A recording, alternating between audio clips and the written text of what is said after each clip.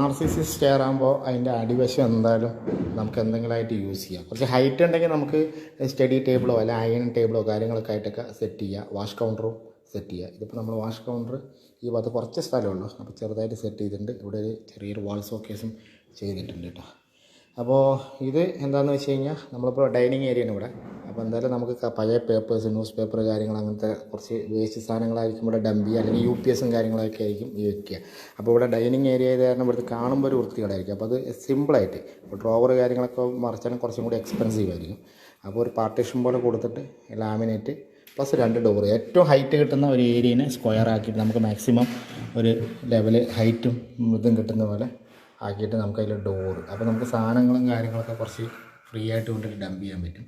പിന്നെ ഇത് ചെയ്ത് കഴിഞ്ഞാൽ പാർട്ടീഷനിൽ എപ്പോഴും ഒരു എയർ വെൻറ്റ് കൊടുക്കുന്നുണ്ട്. 1, 2, 3 എത്ര സൗകര്യം പോലെ കൊടുക്കണം. അല്ലെങ്കിൽ എയർ പ്രഷറിൻ്റെ വേരിയേഷൻ കാരണം ഉള്ളിൽ ഈർപ്പം വരും, ഫംഗസും വരും. പിന്നെ ഞാനതിൽ ഫ്രെയിം വർക്ക് ചെയ്തിട്ടാണ്, പ്ലൈവുഡാണ് ചെയ്തിരിക്കുന്നത്.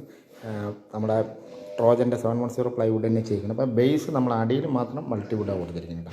കാരണം തുടയ്ക്കുമ്പോഴും നനയ്ക്കുമ്പോഴൊക്കെ അതിൽ എന്തായാലും വെള്ളം വരുന്നുള്ളത് കൊണ്ട് തന്നെ.